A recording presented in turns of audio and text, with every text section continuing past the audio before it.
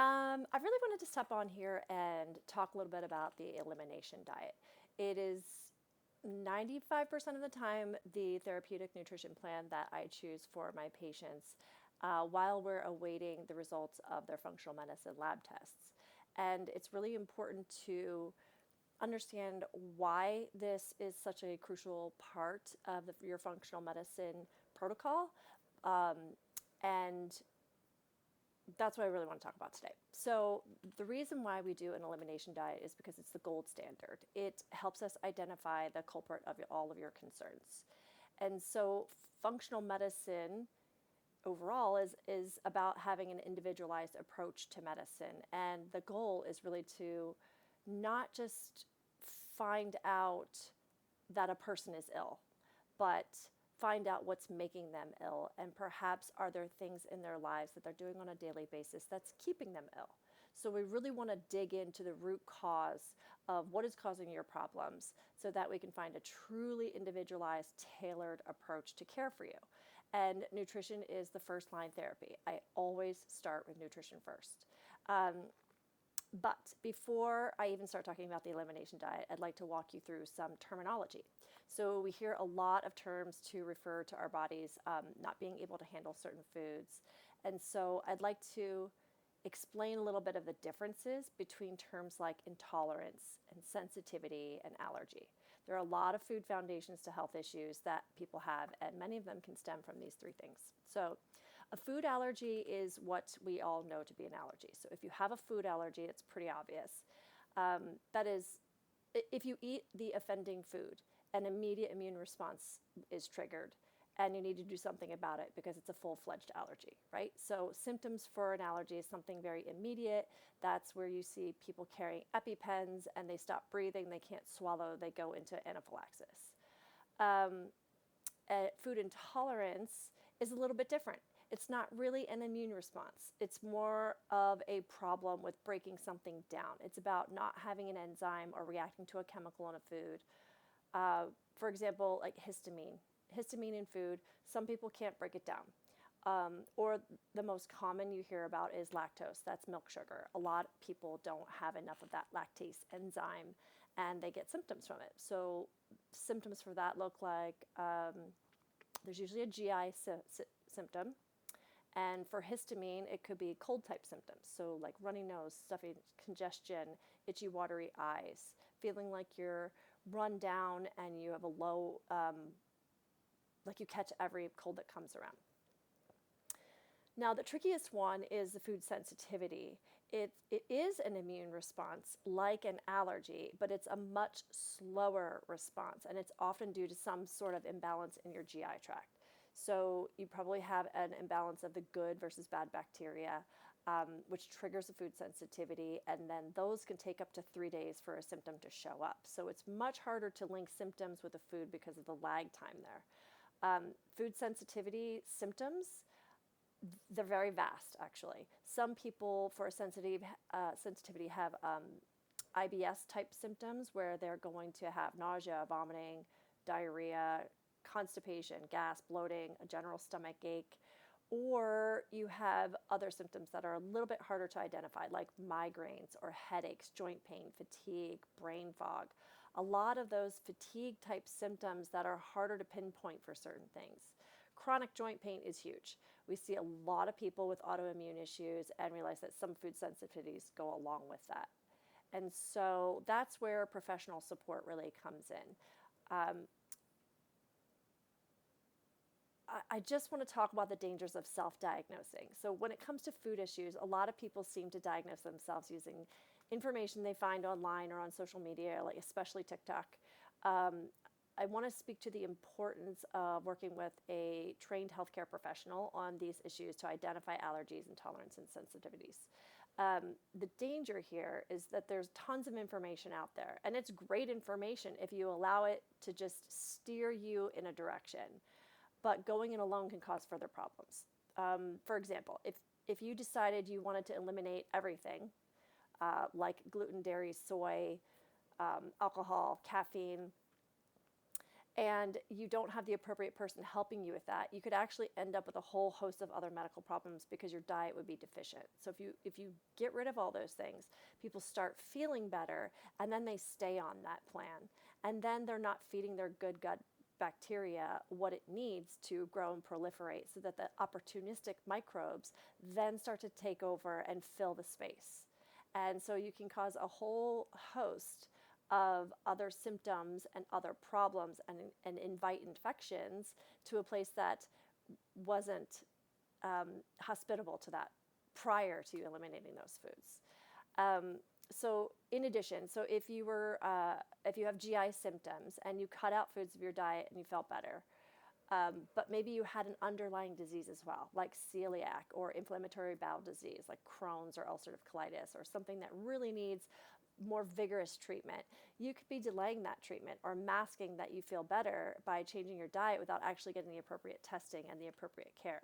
So it's really important to work with someone who has training and experience in an elimination diet and guiding someone through.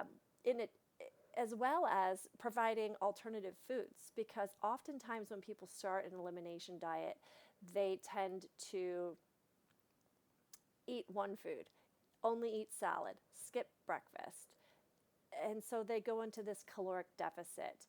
And the elimination diet isn't about reducing calories. It's not about restricting calories. It's about swapping food from one good source to another. Okay, so that's really the basics of the elimination diet. Okay, so why do we prescribe an elimination diet? Because it really can drive down sensitivities and intolerances. It removes the most common trigger foods that I see in people, and there are more versions of an elimination diet that we can tailor to you as well. So if you're an individual who has histamine problems, we can say an elimination diet that also excludes high histamine foods such as peppers, eggplant, white potatoes, and tomatoes. So then after a certain period of time, we very slowly and methodically add each food back in one at a time for 3 days to check and see if you get any symptoms from the food. That's how we can identify which have been your trigger foods, or if that healing process has worked. So sometimes you can get every single food back in it and be fine. Sometimes there's a couple foods that you've got to pull out for a couple of months and then re-challenge again. Again, very individualized, but it's the best way to figure out those key sensitivities when we need to. So one of the key things that, with not doing it on your own, is that people don't reintroduce foods at all. They just eliminate them for 30 days, and then they don't do any reintroduction phase, which is terrible, because you got yourself feeling better, you got yourself into this good place, and then you just kind of went back to your old habits. The other thing that people do is that they're not reintroducing slow enough. And so when you don't move at a slow pace and you're not intentional and you don't have support of someone who's qualified and understands this, you're not going to really be able to figure out what the trigger foods are. Trust me, elimination is not easy. So you do not want to have to repeat this, and you don't want to have to not find out what your results are and be sure about it. So sometimes a lot of those issues tend to trend with each other. It's not very often, not one, but you'll see multiple layers of those problems for people because their gut is out of balance, and that affects their immune system. So maybe you have multiple sensitivities to different foods, or maybe you have an intolerance to one and a sensitivity to another, and you have celiac disease. They typically go hand in hand because something had to happen for this whole breakdown to happen. Another really important part of the elimination diet is symptom and food tracking. And I try and not create anxiety where anxiety didn't exist. So I try to offer a variety of ways in which you can track. So taking pictures of your food, keeping a journal. I always include a 7-day food and mood journal, and you can use that, or you can buy your own journal. There's a lot of different ways. So you always have access to the 7-day lifestyle and nutrition journal, because it's often that it's all kinds of things that trigger people. So I may see that eating something on a less stress-free day or when you're feeling relaxed isn't such a big deal, doesn't have as much of a trigger as when you eat something when you are stressed out. So we have a journal where you're writing that down, writing down what you're eating, how you're feeling, how you slept, so that we can go back together and look at this over time and see if we can point out any specific triggers. So you can be tracking the colors of the foods that we're eating, because with the elimination, we're not just working on what we're pulling out, but we're focusing on what we're building into your diet that wasn't there before. So we're trying to repair your body and your health through nutrition, and we're building in tons of plant food to help repair and create diversity in your gut. So keeping track of the colors that you're eating is really important too. Keeping track of how well you're sleeping, how are you managing your stress? These are all really good things to know because they have a trickle-down effect like dominoes. Then when we're talking about symptoms and how are you feeling that day, what symptoms do you have, so that you can over time start to see how those patterns come together to make your symptoms happen. So that's really helpful for us because it helps us gather information and assist you as a team. We're a team. So I know that there's a little bit of anxiety going into an elimination diet, and it can be stressful already. So you're having food issues, you have to cut a bunch of things out of your diet, which is really hard to begin with. So for so many of us, eating isn't just a physical act of something that we do, but it's really emotional and it's psychological, and it pertains to relationships and community. And so I do have some tips that I think can be helpful when you're feeling restricted and just stressed out about it. So the first thing is to realize that there is a purpose for this, and we will find some answers for you, and that's that it's short term. It's not forever. It starts at a period of 3 weeks, and sometimes we end up extending it. The longer you've had the symptoms, the longer you have to go. That's just a part of the reality. We focus on increasing variety. So we focus more on mind-body approach rather than doing significant diet changes. So I'm often telling people that as you're going through this, perfection is not an option. We're humans, we're imperfect, and so there will be mistakes, and the food system is set up for you to make those mistakes. So forgive yourself, move on, and use it as an information gathering time. So if you've been eliminating and you accidentally get one of those ingredients that you've been eliminating, then be very thoughtful of staying in tune with your body for the next 3 days to figure out if your symptoms changed at all because you were exposed to that food again. It could cause a trigger, right? Then bring that information to me when we meet next so we can figure that out together.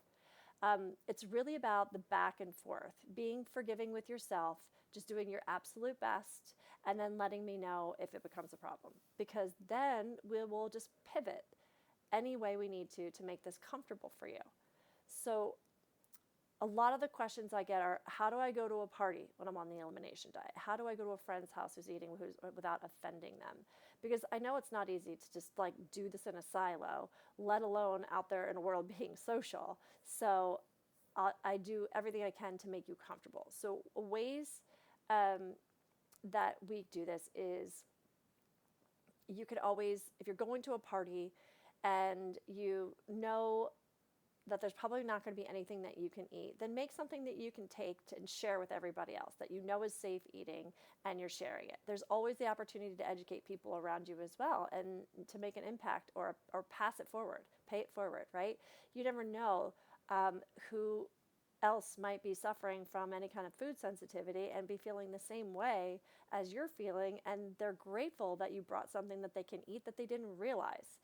So there's more people out there that feel this way than don't. So if 50% of my patient population is symptomatic with GI symptoms, the other 50% have no GI symptoms. They have systemic symptoms. So 50% of the people walking around with gut infections are asymptomatic, meaning they don't have symptoms. So you never know who you're going to help with this information. Another option is you could eat before you go. You can always do the research, and if you're going to be the one, maybe you're the one who suggests the restaurant you're going to because you know that it caters to food sensitivities and they can help prepare something for you. You can always call the restaurant ahead and say, I will be coming on Thursday night with a group of friends and I really don't want to have attention put on me. Is there a way to work with my food sensitivities so that I know what to order without drawing so much attention to myself? If you are going to eat out and you're not doing any of the things to prepare beforehand because maybe it's last minute, you're at your child's football game and everybody's going out to eat afterwards and you need to have something in your back pocket at all times, just get a good piece of fish, clean vegetables without sauce, and white rice, and just enjoy the company. That's it for eating out as far as suggestions. When you are grocery shopping, you really want to pay attention to food labels. And when reading a food label, try not to rely on the front of the label because that is more geared towards advertising. I know there are some rules with regard to that. It can still be misleading. So always turn that package around and refer to the nutrition facts, and with the elimination, especially the allergen statement and the ingredients list, because that's where you're going to get all of the good information regarding the eliminated foods. The eliminated foods will say allergen statement, wheat, soy, tree nuts. And then I can't have that. For other less obvious things like corn, you're going to have to look them up in the ingredients list and see if there's any corn in there. Dextrose is a big one. Oh no, there's another one. I just can't think of it off the top of my head. There's also things like corn oil, cottonseed oil. Those are really super processed oils that are highly inflammatory. So although you may not have a reaction today to it, they are going to cause inflammation in your gut and cause problems. So, but things like the oils are other things that are not necessarily on the elimination diet. They're the big health things to be looking for would be things like different sources of added sugar, artificial sweeteners, any other overly processed, overly refined vegetables that are really, really inflammatory. And then you want to find identifiable ingredients as much as possible. So you want your ingredient list to be like 5, not I have to pull my glasses out because there's 30 ingredients and I can't read them and I can't pronounce half of them. So one of the big questions I get is how long does it take to see symptom relief? Can it happen right away? Will it take time? What can you expect to look for? And truthfully, it depends on the person and it depends on whether it's an allergy, an intolerance, or a sensitivity, or a combination of those things. For some people, it can be rather immediate, but for most, it takes time. So if you've got multiple sensitivities in your gut and your immune system is inflamed, it's going to take some time to remove those, to lower the inflammation, to clear everything through your system before you're going to see any real change or feel any real change. Think of it this way. It took a long time to get where you are, so it's going to take a while to get you back. And in the end, sometimes the changes can be so subtle. So I'll have a patient come back and say, oh my gosh, I forgot that symptom was there. And now I can't remember when it was gone. And that happens all the time. It's a slow and steady process for most people. So oftentimes, 3 weeks is the starting point. People really start feeling good in that 3rd week. And I say, do you think you could go another week? And they're kind of excited to challenge themselves that way. And then people who feel better after 5 days and they get to week 3 and be like, I'm so ready to be done. I'm feeling so good. I've lost weight even, whatever, because weight loss is a side effect of getting healthy, right? So it really is individual, and it depends on you and how long you've been suffering and what was the initial trigger that caused this in the first place. Another question I get is if it turns out that you're sensitive to a food or an ingredient that is a part of a healthy diet, something that maybe provides a lot of vitamins and minerals, or you have multiple sensitivities. What are some of the options for you so that you don't become deficient in certain vitamins and minerals, right? So if you're somebody who eats avocado all the time or nuts all the time and you're all of a sudden realizing you're sensitive to. So the way this works is that there are classes of foods, and if you have a sensitivity to one kind of food, it may mean that there are other similar foods in that class that you can bring in that would follow the same nutritional profile so that you wouldn't end up deficient. So that's the number one thing we always look for. It's always a first choice to work with other foods to be able to cover that deficiency. That's the first choice. If there are multiple foods or it's the entire class of foods, like say nightshades or histamine producing foods, that we're realizing you have an intolerance or a sensitivity to, there are certain occasions where I would have you taking some sort of supplement, or at least checking in often to make sure that you're not creating some sort of deficiency. And a good way to monitor that, or that I know ahead of time, is that I always order an organic acids profile that tells me any nutrient deficiencies, any issues with detoxification, the state of your cellular health. And I know before we even start, or I will know by the time you get to the end of the elimination diet, we will have the results back from the organic acids panel, and we'll see where your deficiencies lie before you started the elimination diet. And then we can confirm that with sensitivities when we complete the reintroduction phase, and then supplement where necessary. So that is the elimination diet in a nutshell. Why do we do it while we're waiting for the test results? So that we can uncover any foods that are contributing to inflammation while we wait for your results. This will help target your day-to-day choices better, because ultimately functional medicine is lifestyle medicine. And so we have to look at all of the lifestyle choices that you make on a day-to-day basis that are either contributing to your health or taking away from your health. And diet is number one. The other lifestyle choices that we talk about are exercise and movement, sleep, stress management, and relationships and community. And if you're interested, I can do a couple more videos on those, and we can tackle each lifestyle modification and what that process looks like. So thank you for your time, and I will see you back here soon.